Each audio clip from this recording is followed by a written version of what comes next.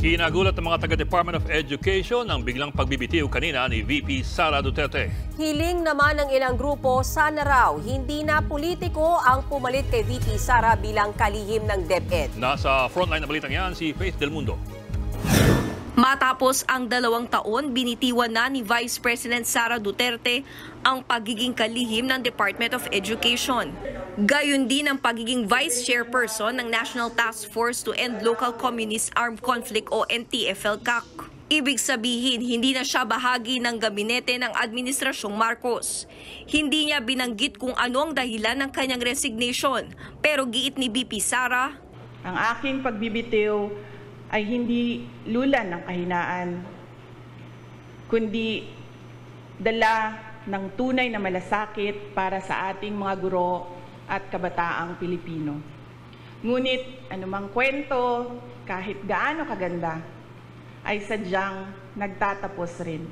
Kahit sa resignation letter, wala ring nabanggit na rason kung bakit siya nagbitiw. Maging ang Malacanang, hindi rin daw alam ang dahilan ng bise. Tumanggi raw itong magpaliwanag. Pero ayon kay VP Sara, personal niyang kinausap si Pangulong Bongbong Marcos tungkol sa kanyang pagbibitiw at tinanggap naman daw ito ng Pangulo. Effective sa July 19 ang resignation ni VP Sara sa DepEd at NTF-ELCAC. Sa loob ng 30 araw, titiyakin daw niyang magkakaroon ng maayos na transition sa mga papalit sa kanyang pwesto. Ang mga empleyado naman ng DepEd nabigla raw sa pagbibitiw ni VP Sara. Sa pag-resign niya, parang medyo na-disappoint at the same time na-hurt sa pag-alis niya. Kami buo sa office na gulat po kami sa pag-resign ni VP. Out of nowhere, biglang ganun po. So, ay po, nagugulat kami.